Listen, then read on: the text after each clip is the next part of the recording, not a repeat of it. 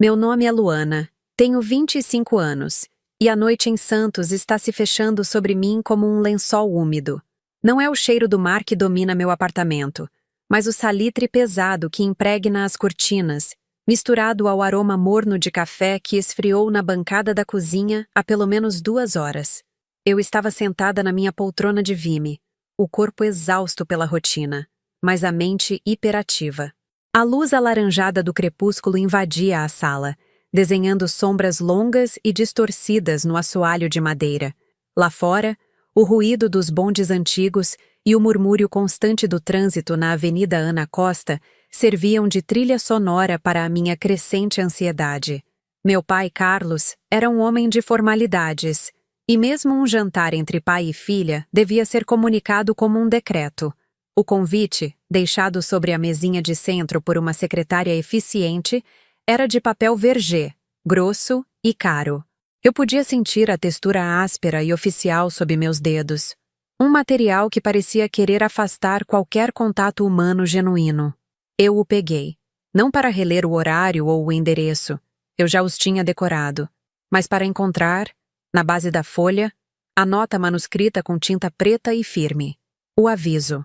A regra que regia a nossa relação desde que a tragédia se instalou há anos. Luana. Jantar às 20 horas. Nada de drama.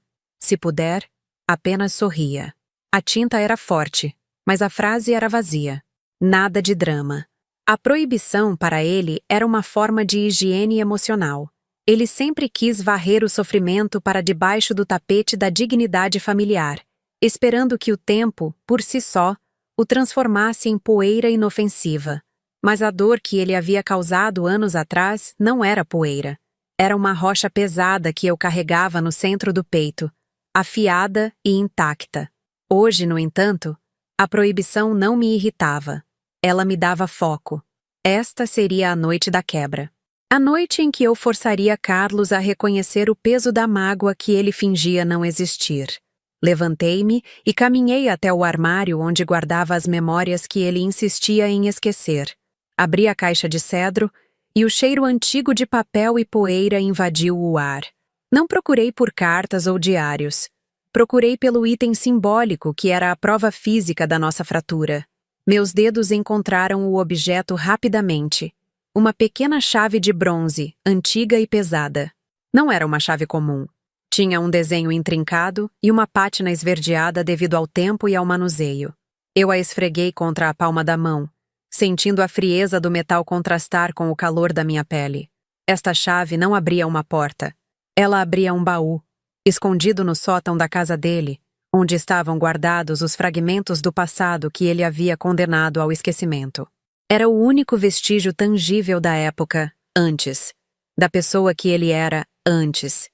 De decidir que a dor era um luxo que não poderíamos pagar. Olhei para o reflexo na janela, onde a Luana, de 25 anos, vestida com a resolução fria da noite, segurava a chave de bronze. Eu aguardei cuidadosamente no forro interno da minha bolsa. Eu não precisaria falar sobre a dor. Eu apenas a levaria comigo, como um convidado silencioso e inevitável, pronto para ser apresentado à mesa. O drama não seria verbal. Seria material, e Carlos seria forçado a encará-lo. O tempo de sorrir havia acabado. O trajeto até a casa de Carlos durou 15 minutos, mas foi o tempo suficiente para que a máscara de determinação que eu havia forjado em frente ao espelho começasse a endurecer. O interior da minha bolsa, pesado com a promessa de confronto, parecia vibrar contra a seda do meu vestido. A residência de Carlos era um testamento à sua obsessão por ordem e status.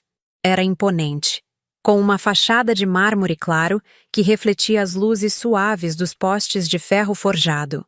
A festa de aniversário, embora íntima, exalava uma opulência silenciosa. Não havia música alta ou risadas estridentes, apenas o murmúrio baixo e educado de conversas que se desenrolavam sobre taças de cristal e bandejas de prata. Assim que a porta se abriu, fui envolvida por um ar-condicionado pesado, cheiro de lírios brancos e o aroma cítrico de um prosecco caro.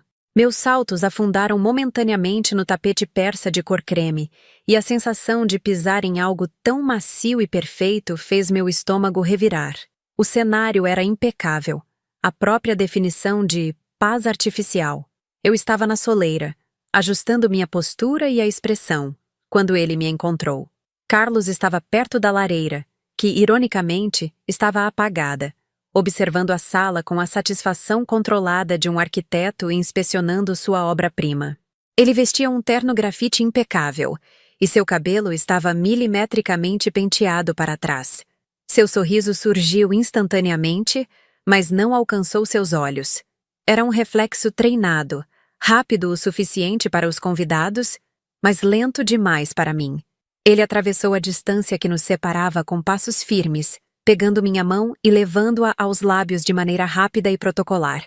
Luana, você está esplêndida, disse ele, a voz baixa, quase um sussurro que apenas eu poderia ouvir por cima do burburinho. Não era um elogio, era um reconhecimento de que eu havia cumprido minha parte no teatro. Eu havia me vestido para a ocasião, parecendo a esposa que ele queria que eu fosse. E você está pontual, respondi, mantendo a voz tão neutra quanto o ar-condicionado. Ele soltou minha mão, mas seu olhar fixo na minha testa traiu a tensão que sentia. Ele não estava olhando para mim. Estava inspecionando minha face em busca de qualquer fissura. Você veio sozinha? Ele perguntou. E a pergunta não era sobre a ausência de alguém, mas sim sobre o controle da narrativa da noite. Sim, não tive tempo de passar em casa antes.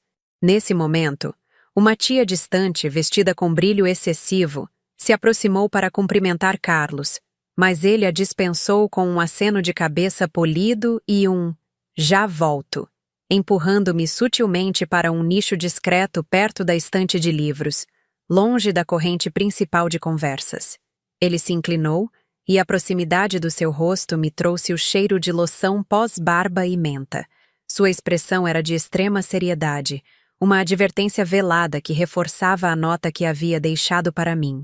Escute, sei que você está passando por algumas coisas.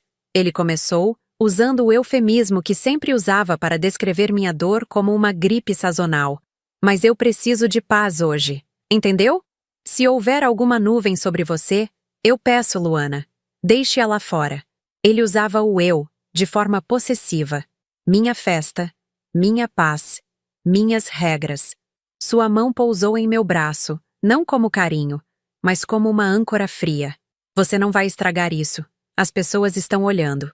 O sorriso, Luana. Coloque o sorriso. Seu aviso não era um pedido, mas uma ordem direta, refletindo a postura controladora que sempre o caracterizou. Ele estava me avisando que qualquer desvio do script familiar seria punido com seu silêncio glacial. Senti a chave de bronze na minha bolsa, um peso frio de promessa. Sorrir? Não. Eu iria lhe dar exatamente o que ele havia condenado ao esquecimento. O estranhamento começou ali, no momento em que ele tentou me moldar em seu ideal, e eu percebi que a Luana que ele estava tentando controlar já havia desaparecido. Eu apenas olhei para ele, e a ausência do meu sorriso foi a primeira rachadura na sua paz perfeita. Carlos não esperou por uma resposta. Ele usava a obediência como um dado adquirido. Assim que a ordem foi dada, ele se afastou, escorregando de volta para o habitat social, onde podia exercer seu charme protocolar. Eu permaneci naquele nicho, observando-o. O cheiro de menta e domínio ainda pairava em meu ar particular. Ele era um mestre na arte da aparência, cumprimentando os convidados com aquela familiaridade ensaiada, medindo o peso de cada aperto de mão e a potencial utilidade de cada sorriso. Não demorou para que meus olhos encontrassem Andréia, minha irmã mais velha, e Lucas. Eles estavam perto da mesa de petiscos, e o contraste entre eles e a energia polida de Carlos era gritante. Andréia vestia um colete de seda que parecia apertá-la, não pelo tamanho, mas pela formalidade. Lucas, ao lado dela, parecia um soldado em guarda, rígido e com o sorriso calibrado. Carlos se aproximou deles com o entusiasmo forçado de um diretor de palco inspecionando seus atores. Ele não perguntou sobre o dia deles, ou sobre a neta. Se fosse Felipe, seria diferente. Em vez disso, ele fez um comentário seco sobre a escolha do vinho que Lucas segurava. Um chianti que, aparentemente, era muito pesado para uma recepção tão leve. A reação de Lucas foi imediata. Um movimento rápido de autocorreção, endireitando o ombro e colocando o copo na bandeja mais próxima como se fosse um objeto radioativo. Era uma dança que todos nós conhecíamos. A eterna busca pela aprovação, eternamente negada. Olhei para a postura curvada de Andréia enquanto ela acenava concordando com o sermão silencioso, e a cena me puxou para baixo, para a corrente de memória que Carlos tentava manter amarrada no fundo do oceano. Não era a primeira vez que víamos a paz dele ruir por causa de uma imperfeição. O ar no nicho de livros tornou-se rarefeito, espesso com a lembrança de 5 anos atrás. Foi numa tarde de domingo, uma reunião informal de negócios na varanda da casa de praia. Eu estava ali, já esgotada pela dor que ele teimava em chamar de fase, tentando desesperadamente manter a máscara de Luana bem-sucedida. Lembro-me da luz do sol forte, da toalha de mesa de linho branco e do som de talheres contra a porcelana. Eu estava falando sobre... Não lembro mais sobre o que estava falando, mas a palavra futuro saiu da minha boca, e algo em mim se quebrou. Era uma fissura que se alastrava, impossível de conter. Minha voz falhou. Eu tentei respirar, mas em vez disso, soltei um soluço alto, gutural, que ecoou na varanda silenciosa. Foi feio, indomável, a dor se manifestando fisicamente diante de 20 pessoas importantes. Carlos estava no centro da mesa. Ele não se levantou, não me tocou. Seus olhos apenas se estreitaram na direção do meu colapso. Uma frieza tão intensa que parecia sugar o calor do ambiente. Com licença, ele disse à mesa, sem elevar a voz, mantendo o tom de quem comenta o clima. Em seguida, dirigiu-se a mim, a voz um fio de seda cortante. Você está nos causando um grande constrangimento, Luana. É hora de você ir para o seu quarto. Agora. Não houve preocupação. Apenas gerência de crise. Mais tarde, na biblioteca, a mesma onde eu estava agora, ele nos reuniu. Eu, Andréia e a mãe, antes de ela partir para a própria forma de fuga. Ele não gritou. Apenas nos impôs o silêncio com a autoridade de um juiz que sentencia o banimento. O que aconteceu hoje, ele havia declarado, ajeitando a lapela, foi um ato falho, uma fraqueza que jamais se repetirá. Vocês nunca mais mencionarão esta cena. Ela não existiu. Se alguém perguntar, Luana não estava se sentindo bem. Entenderam? Nunca mais se fala nisso.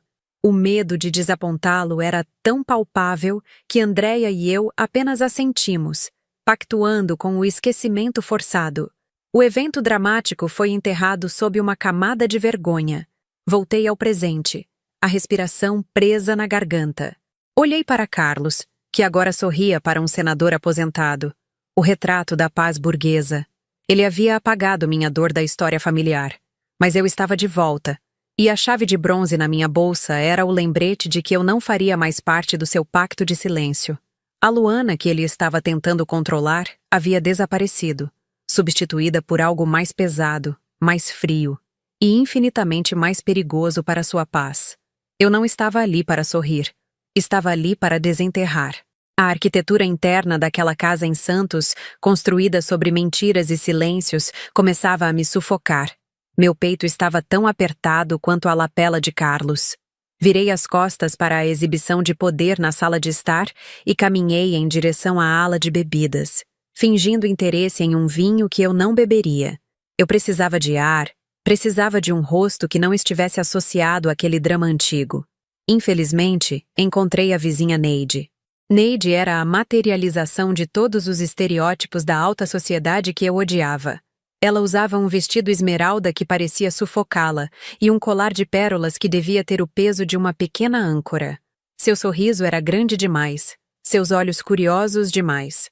Ela me interceptou com a familiaridade forçada de quem passou 30 anos na mesma rua, mas nunca realmente cruzou a linha da intimidade. Luana, minha linda, você está de volta. O que houve com aquela menina de 25 anos que sumiu do mapa? Você está radiante. Um alívio para seu pai, aposto. Uma moça linda, solteira, herdeira de todo esse império que Carlos construiu. Ela chilriou, apertando meu antebraço com unhas excessivamente manicuradas. Eu forcei um sorriso. É bom estar de volta, dona Neide. A vida em São Paulo estava um pouco frenética.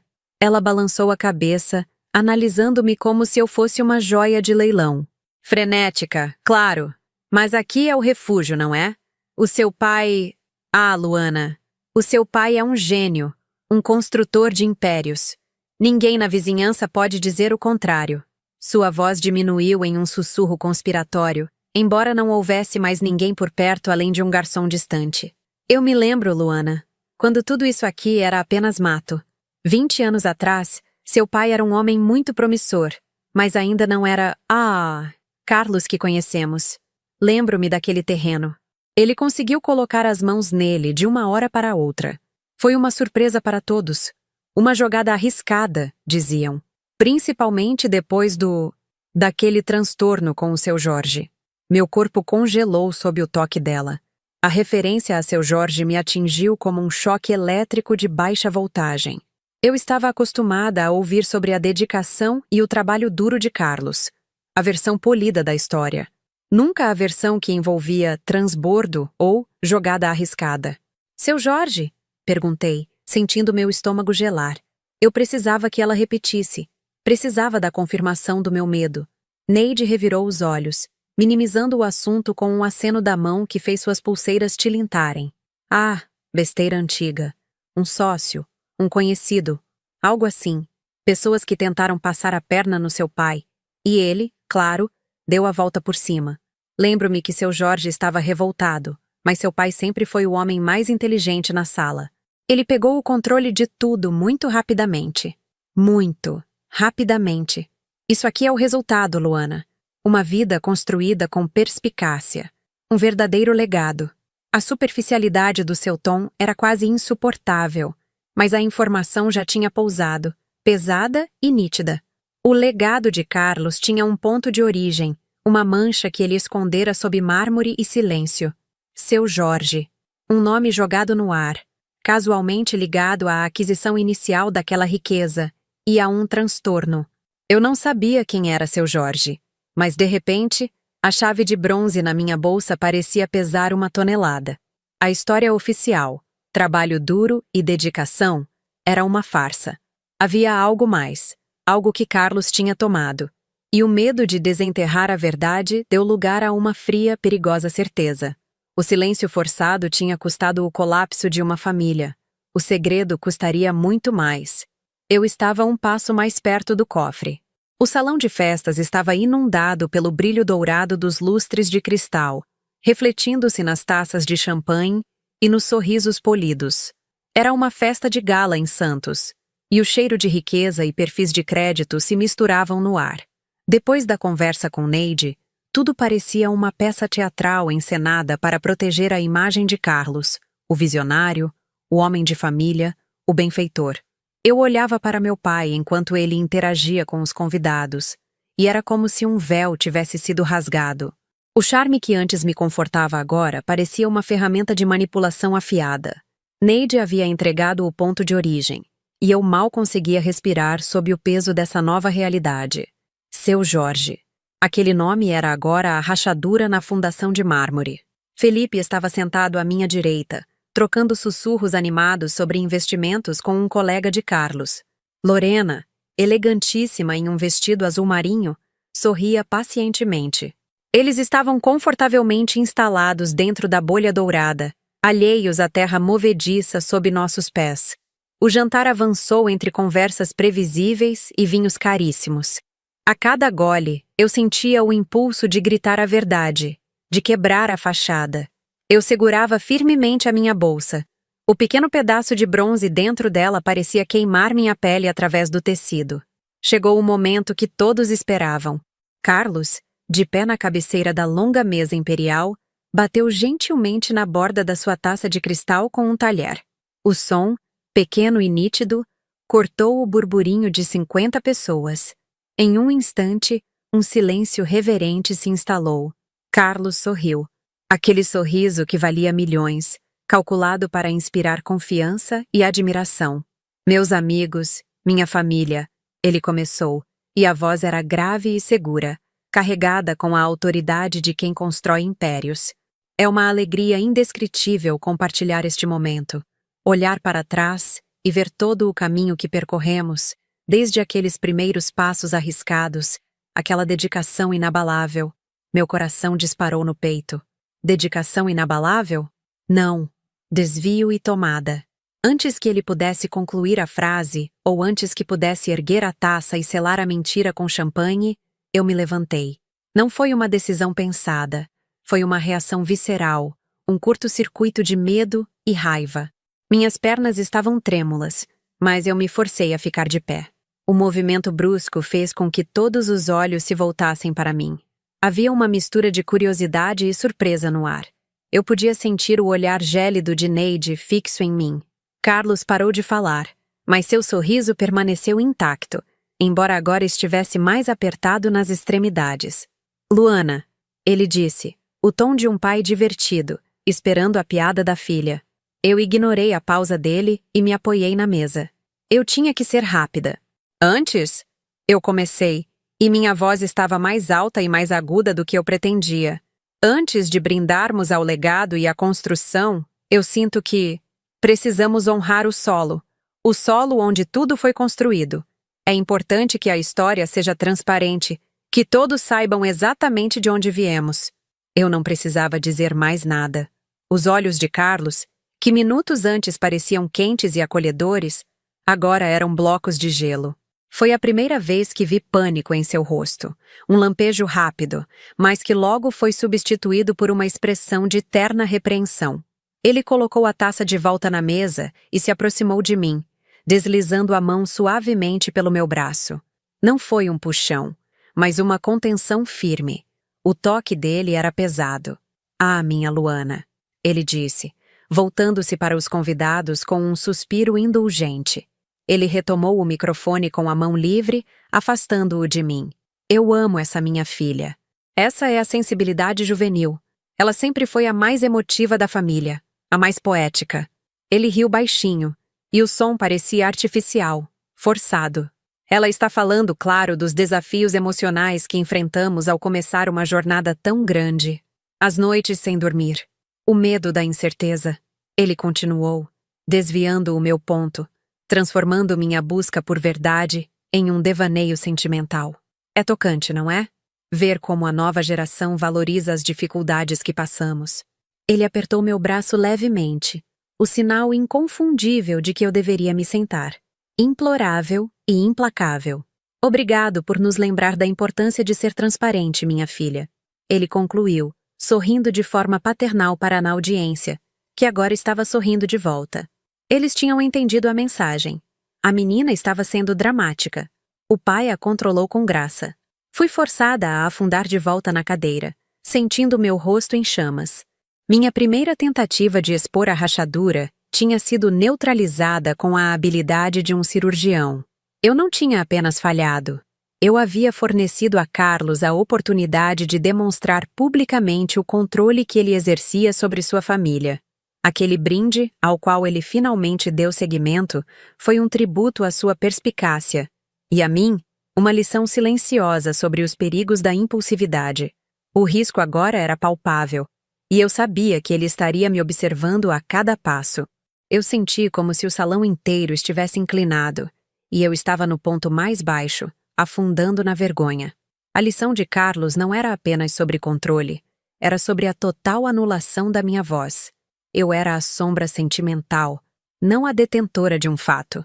Olhei para a taça de cristal intocada à minha frente, fascinada pela maneira como a luz do lustre se fragmentava em 1000 pontos brilhantes na borda. Era a única coisa em que eu conseguia me concentrar, um foco pequeno e seguro que me impedia de desabar no meio de 25 pessoas que acabavam de testemunhar minha humilhação. Luana! O sussurro veio de lado, cortante e desesperado. Andréia, minha irmã, estava ao meu lado, a mão dela na minha coxa, apertando com uma força que era mais ameaça do que conforto. Ela estava pálida, com os olhos arregalados de medo, o batom vermelho parecendo exagerado em seu rosto tenso. Levanta. Agora. Não foi um pedido. Foi uma ordem disfarçada de súplica. Eu me levantei mecanicamente. Andréia me puxou para longe da mesa principal com uma urgência que mal me permitiu respirar. Ela não me levou ao lounge ou ao terraço, onde a brisa de Santos poderia nos aliviar. Ela me arrastou para a pequena antessala próxima ao lavabo, um espaço que era pouco mais que um corredor entre duas portas de carvalho maciço. A porta se fechou com um clique silencioso que abafou o som da festa. O cheiro de cera de móveis e flores secas era pesado. Andréia não me abraçou. Não perguntou se eu estava bem. Em vez disso, ela se virou para mim, as mãos em punho, e começou a falar em um sussurro alto e histérico que me perfurava. O que você estava fazendo? O que estava na sua cabeça? Ela parecia aterrorizada, mas sua raiva era direcionada a mim, a causadora da instabilidade. O pai, ele teve que consertar. Você viu o que você fez? Quase estragou tudo. Eu estava tentando dizer a verdade. Eu murmurei, sentindo-me estranhamente distante. O sangue ainda latejava no meu pescoço, mas a realidade da situação parecia escorrer por mim. Andréia bufou, um som de puro desprezo. Verdade? Que verdade, Luana? A verdade que ele te deu uma chance de ouro? Que ele nos tirou do zero e construiu isso? Essa vida? A casa? A segurança? Ela gesticulou com a mão trêmula, como se a glória daquela festa ridícula fosse o ápice da moralidade. Você não entende a responsabilidade. Você não entende o quanto ele lutou por isso. Você tem 25 anos, Luana. Você precisa crescer e parar com esses dramas adolescentes. As palavras eram de Andréia, mas a melodia era inconfundível. Era a voz de Carlos, internalizada, aterrorizante. Ela não estava com medo por mim. Estava apavorada com a possibilidade de perder a aprovação dele, o status que vinha com o controle paterno. Ela era uma vítima que abraçava seu algoz, exigindo que eu fizesse o mesmo. Ele ficou furioso. Ela continuou, a voz embargada. Ficou furioso na frente de todo mundo. Ele foi gentil com você, mas você não viu o olhar dele. Se você tentar algo assim de novo, Luana, se você ameaçar a família, ele vai nos destruir. Ele vai destruir você. Por favor, pelo nosso bem, obedeça. Fique quieta. É só por mais alguns meses, até que tudo esteja assinado. Enquanto Andréia implorava, transformando a verdade em veneno e a obediência em salvação, eu senti uma névoa fria descer sobre mim. Eu não podia lidar com o pânico dela. Não podia lidar com a verdade dela. O medo era muito grande. Em vez de responder, olhei para o relógio de bronze que estava pendurado na parede. Eram 9h45 da noite. Havia 3 rachaduras minúsculas na moldura de madeira antiga, e eu me concentrei em contá-las. 1, 2, 3. Era muito mais fácil contar defeitos em objetos antigos do que enfrentar o desespero nos olhos da minha própria irmã. Eu precisava fugir. Não da festa, não da cidade. Eu precisava fugir daquele quarto, daquele conflito, daquela sensação de sufocamento. Eu preciso de ar, eu disse. Minha voz um fiapo. Eu vou até o terraço. Eu volto em 10 minutos. Sem esperar por uma resposta dela, que mal conseguia respirar entre a ansiedade e o desejo de controle, eu me virei e saí pela porta, deixando para trás a exigência de obediência e mergulhando de volta no barulho ensurdecedor da festa. Eu não estava fugindo de Carlos, mas sim da minha própria coragem falha e da triste evidência do trauma de Andréia. Eu precisava me anestesiar com alguma coisa, qualquer coisa, antes que a realidade me alcançasse novamente. A porta do quarto se fechou atrás de mim com um clique suave, mas o som que me atingiu em seguida foi um jorro estrondoso de vozes, risadas e a música ambiente excessivamente otimista. O alívio de ter escapado das garras emocionais de Andréia era imediato, físico, como se o nó em meu peito tivesse se afrouxado ligeiramente. Mas o alívio não era paz. Eu estava anestesiada, mas não curada. Eu precisava daquele ar frio do terraço. Precisava da visão do Mar de Santos para recalibrar minha alma. Eu caminhei rapidamente, evitando olhares, atravessando a sala de estar opulenta. O mármore brilhava sob a luz indireta, refletindo a multidão que se movia como um cardume caro. Eu procurava o caminho mais rápido para fora, para a varanda lateral. Enquanto desviava de uma mesa de aperitivos, passei por um pequeno nicho de leitura, onde a iluminação era mais discreta, quase íntima. E então, eu parei. Não foi um som alto ou um movimento brusco que me deteve, mas sim o timbre da voz. Ríspida, baixa, calculada. Uma voz que, mesmo que eu não soubesse o nome, eu associava automaticamente ao cheiro de papel timbrado e a promessas quebradas. Dr. Fontes. Ele estava encostado na estante de mogno, apertado entre um vaso chinês e um empresário mais velho de quem eu não conseguia distinguir o rosto. Doutor. Fontes era consultor jurídico de Carlos há quase uma década. Um homem que parecia ter nascido já vestido em um terno risca de giz cinza e com a testa franzida em preocupação permanente. Ele gesticulava com a mão direita, um movimento que parecia menos um convite ao diálogo e mais uma ordem de silêncio. Fiquei paralisada a poucos metros de distância, fingindo observar uma escultura abstrata de bronze que parecia, estranhamente, sufocada. A passividade, a minha escolha de apenas respirar em vez de correr, me colocou diretamente no caminho do perigo. A custódia dos ativos deve permanecer intacta até que o prazo expire. Dr. Fontes sibilou, sua voz mantida em um volume que apenas a proximidade revelava. Seu Jorge não é o problema. Ele é a garantia. O problema é a instabilidade. Um erro agora. E todos nós pagamos o preço. O cliente me deu instruções diretas. Não pode haver vazamento. Instabilidade. Vazamento. Eu apertei os dedos no tecido do meu vestido. Eles não estavam falando de ações na bolsa de valores. Estavam falando de mim. Ou de algo que minha descoberta poderia expor. O empresário tentou argumentar, a voz um grunhido. Mas a filha, Luana, ela está questionando. E se ela for atrás dos documentos originais? Dr. Fontes riu, um som seco e repugnante, como o papel sendo rasgado.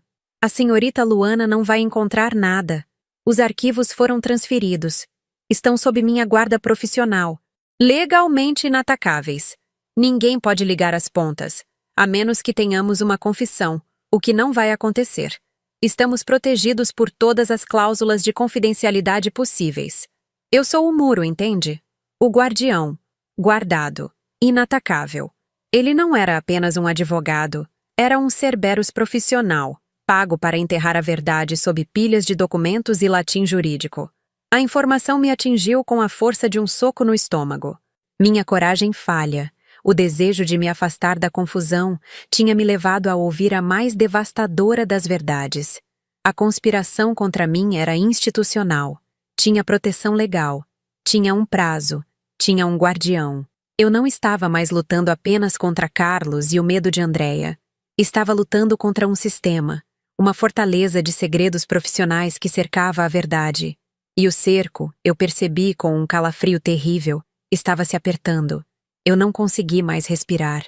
Sem fazer barulho, sem olhar para trás, eu me afastei do nicho de leitura. O ar, que eu buscava, de repente pareceu denso, pesado. Eu precisava ir embora. Não para o terraço. Eu precisava fugir de Santos. Mas o tempo estava acabando, e o meu movimento passivo me entregou a chave para a escala da minha prisão. Eu tinha apenas mais alguns meses, até que tudo estivesse assinado. E o Dr. Fontes garantiria que fosse assim.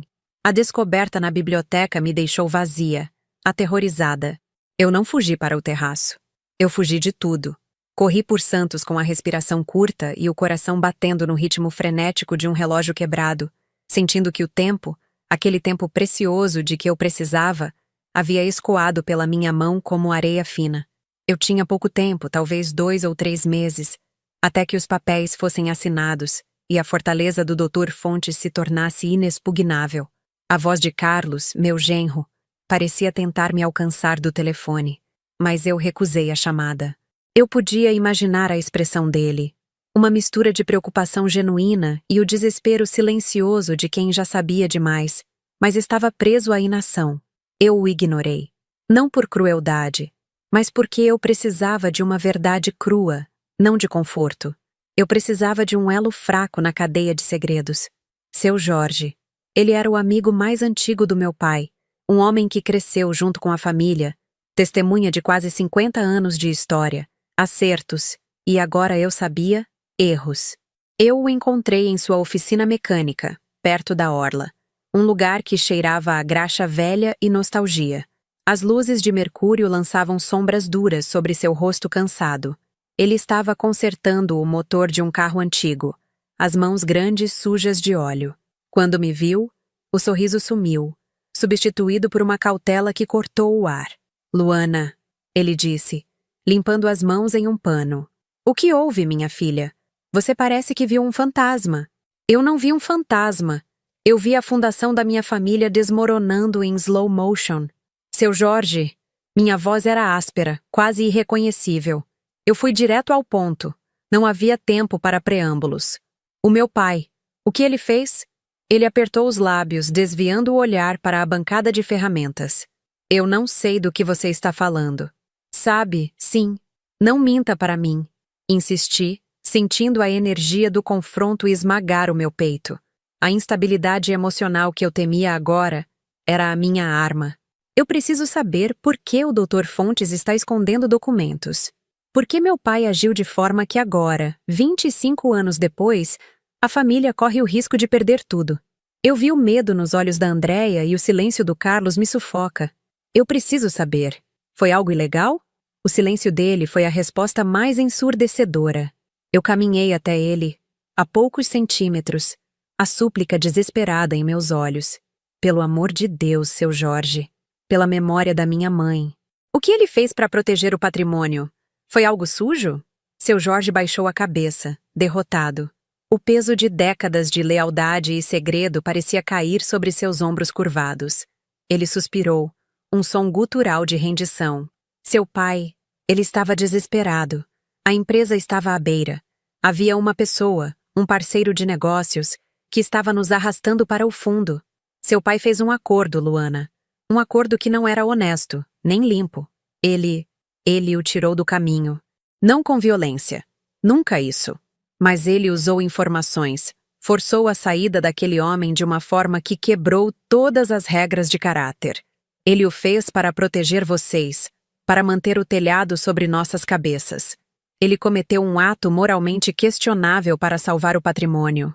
Eu cambaleei para trás, sentindo o ar rarefeito de novo. Meu pai não era o herói inabalável que eu idolatrava. Ele era um homem falho que havia manchado a honra da família em nome da segurança financeira. A verdade era uma bala no meu coração. A conspiração não era um roubo aleatório. Era a colheita do pecado original do meu pai. O muro de segredos do Dr. Fontes não protegia o dinheiro. Protegia a mancha, perda, medo e a sensação avassaladora de que tudo que eu tinha era uma mentira sustentada por um ato de desonra. Eu estava à beira de perder a minha herança. E pior, a imagem do meu pai. A luta havia se tornado moral. E o meu cansaço era absoluto. Eu mal consegui registrar a saída de seu Jorge. O ar que ele havia deixado para trás estava pesado, saturado de culpa e cinismo. 25 anos. 25 anos vivendo sob um teto que, agora eu sabia, era sustentado não por honestidade, mas por um ato de desonra. Meu pai não havia sido um herói. Ele havia sido um jogador moralmente falho, disposto a quebrar as regras mais básicas de caráter para salvar o nome da família. Eu estava destruída. Mas a destruição deu lugar a uma fúria fria, quase cirúrgica. Eu não aguentava mais o silêncio, não aguentava mais a encenação. Carlos estava na sala de estar, discutindo em voz baixa com Lucas sobre algum detalhe da auditoria. A cena era perfeita. A imagem da estabilidade e do controle, o pai protetor no centro da tempestade. Eu avancei.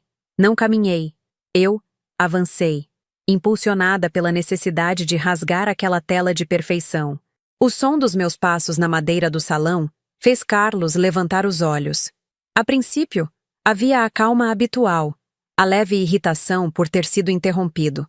Mas quando ele viu a expressão no meu rosto, o conhecimento cru, a traição exposta, seu semblante desmoronou em uma fração de segundo. Lucas deu um passo para trás, percebendo que o ar havia ficado eletricamente carregado. Eu parei a menos de 1 metro dele. Seu Jorge me contou. Minha voz não estava alta, mas vibrava com uma intensidade que calou até o som distante da cidade de Santos. Ele me contou o que você fez para aquele parceiro. O acordo sujo. A forma como você o tirou do caminho. O rosto de Carlos empalideceu. Ele tentou a velha tática. O comando silencioso para que eu me calasse. Para que mantivesse a fachada. Luana, por favor. Isso não é hora nem lugar. Vamos conversar em particular. Ele gesticulou discretamente, tentando manter a compostura para Lucas. Não! Eu elevei a voz, e a palavra explodiu no salão. É exatamente a hora e o lugar. 25 anos, pai. 25 anos de mentiras. Não estou falando do que você fez pelo patrimônio. Estou falando do que você fez conosco. As lágrimas que vieram agora não eram de tristeza, mas de raiva pura. Eu apontei para ele, minha mão tremendo. Você nos obrigou a viver uma farsa. Você nos forçou a engolir a verdade para proteger a sua honra, não a nossa segurança. O medo da perda que eu sinto hoje não é por causa do dinheiro, pai. É por causa da perda da imagem que eu tinha de você. Você me roubou. Carlos cerrou os punhos, sua defesa mudando de negação para ataque. Eu fiz para proteger esta família, para que você e Andréia tivessem o que comer, o que vestir, onde estudar. Não ouse me julgar pelo que fiz em um momento de desespero. Julgo, porque o custo não foi financeiro. O custo foi psicológico. Eu gritei, sentindo a dor esmagadora de anos de repressão. Você viveu todos esses anos com esse segredo e nos obrigou a sentir que a estabilidade era frágil, que o nosso amor estava condicionado ao nosso silêncio. Você nos ensinou que a honra era menos importante que o patrimônio. Minha respiração estava irregular. E senti meus joelhos fraquejarem, mas não recuei. O dano psicológico era a minha nova arma, e eu a empunhava contra o homem que, até poucas horas, era o meu maior alicerce. Você nos deixou expostos à vergonha por 25 anos. E agora, quando o castelo desmorona, você ainda quer o meu silêncio? Acabou, Carlos. Eu não vou mais sustentar a sua fachada. Eu exijo a verdade total. Ou eu não sou a única que vai falar. A ameaça estava clara, fria, e atingiu-o como um raio. O medo real finalmente brilhou nos olhos do meu pai. Ele estava encurralado. A batalha sobre o dinheiro havia se tornado uma guerra sobre o caráter. O salão estava em chamas, mas ninguém se movia. A ameaça final pairava entre nós, invisível e destrutiva. O silêncio que se seguiu à minha última palavra não era a ausência de som, mas uma compressão brutal de todos os sons que deveriam estar acontecendo. A música, os risos, o tilintar dos copos. Tudo parou, solidificado em 200 pares de olhos arregalados, todos fixos na cena entre o pilar da família e a filha histérica. Eu arfava, tentando recuperar o ar que a descarga de adrenalina tinha roubado. Eu esperava a explosão de raiva de Carlos, o grito desesperado, a confissão suja. O que eu recebi foi muito pior. Ele levou a mão ao queixo, um gesto pensativo, como se estivesse analisando um problema logístico na doca. Seus olhos, que há segundos brilhavam com pânico, estavam agora frios e vazios, totalmente desumanizados. Ele estava voltando para a persona do empresário inabalável, aquele que não era tocado por dramas mesquinhos. Lucas, Lorena. A voz dele era surpreendentemente calma, baixa, mas projetada para a primeira fileira de convidados, transformando nossa briga em um espetáculo lamentável. Eu lamento profundamente que vocês tenham que presenciar esta cena deplorável. Ele se voltou para a multidão, ignorando a mim, que estava a meros 3 passos de distância. Minha filha Luana, como muitos de vocês sabem, tem enfrentado um período de extrema pressão. O estresse, o luto recente pela perda da imagem de que tanto gostamos, a pressão desta transição familiar, tudo isso a tem afetado profundamente. E, infelizmente, o resultado é esta crise de histeria que vocês testemunham agora. Crise de histeria. Aquelas 3 palavras me atingiram como um golpe físico, mais doloroso do que se ele tivesse levantado a mão. Ele não estava refutando a acusação. Ele estava refutando a minha sanidade, a minha validade. Ele estava me transformando, diante de todos, em A convidada que está perturbando o evento. Uma louca desequilibrada. E não a vítima que exigia justiça. Vi o chefe da segurança. Um homem enorme em um terno preto impecável, que estava postado perto da entrada do salão. Carlos fez um movimento quase imperceptível com a cabeça. Um piscar de olhos prolongado. Um sinal que apenas pessoas treinadas para observar detalhes entenderiam. O segurança imediatamente colocou a mão no fone de ouvido. É hora de parar com este círculo, Ana. Meu pai murmurou, finalmente olhando para mim, mas sem um pingo de emoção. Sua voz agora era um sussurro de aço que só eu podia ouvir. Eu te dei uma vida inteira. Não estrague 25 anos de trabalho por causa de 5 minutos de capricho. Você está me envergonhando. Você me envergonhou a vida inteira, Carlos. Eu respondi. Mas minha voz estava fraca agora, sufocada pela onda de repulsa. 2 seguranças se aproximaram por trás, silenciosos como sombras. Eram 2 homens altos, com a presença maciça e intimidadora de quem é pago para resolver problemas com discrição e força. Eles não me tocaram, mas pararam a menos de meio metro de distância, cercando-me. A mensagem era clara. A festa era dele, e eu era uma intrusa. Carlos deu um passo para trás, restabelecendo a distância social e a compostura. Ele sorriu, um sorriso triste e paternal, dirigido aos convidados. A segurança vai escoltar minha filha para que ela possa descansar e se recuperar. Por favor, voltem a se servir. A celebração não precisa parar por isso. Ai, fui pega pelo cotovelo por um dos brutamontes, um toque firme e inegociável. Eu tentei resistir, mas a força deles era superior, e a humilhação era tão paralisante que mal consegui mexer os lábios para protestar.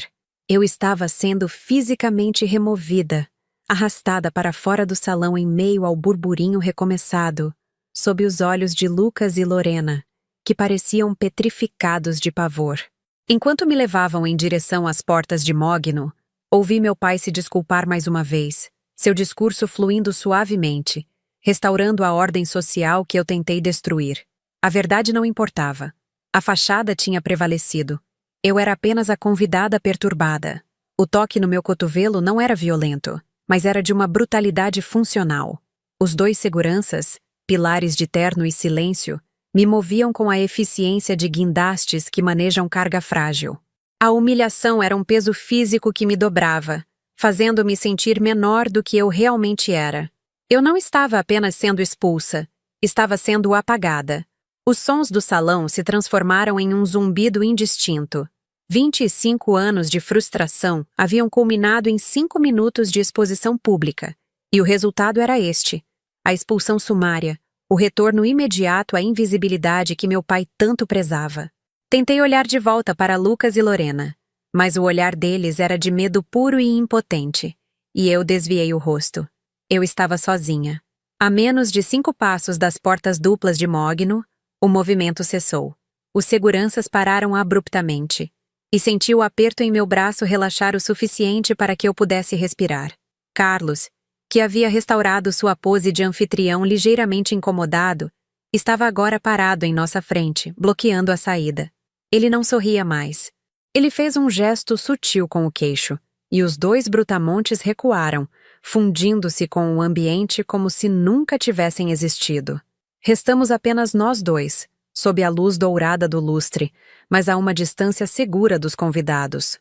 O barulho da celebração nos envolvia, mas ele parecia ter criado uma bolha acústica ao nosso redor. Seu olhar era pesado, mas não mais zangado. Havia algo novo ali, algo que eu nunca tinha visto. Exaustão. Ele inclinou a cabeça, falando tão baixo que o ruído das taças o faria inaudível para qualquer um a mais de 1 metro de distância. Era um sussurro feito de areia e vidro que só eu podia ouvir. Você sempre foi como sua mãe, ele começou, e meu corpo enrijeceu ao ouvir a referência proibida. Incontrolável. Você sempre tentou destruir o que eu construí, Luana. Eu só tentei que a verdade fosse... Ele me interrompeu, não elevando a voz, mas injetando uma frieza cortante nas palavras. A verdade não existe fora do que decidimos que ela seja. Você não entende o risco. Você não entende o pavor de saber que tudo que mantive seguro, tudo pelo qual me sacrifiquei, poderia ruir com um único grito seu. Seu olhar vagou brevemente pela multidão, e ele apertou o maxilar. Ele não falava sobre culpa ou remorso pelo ato original. Ele falava sobre o colapso da ordem.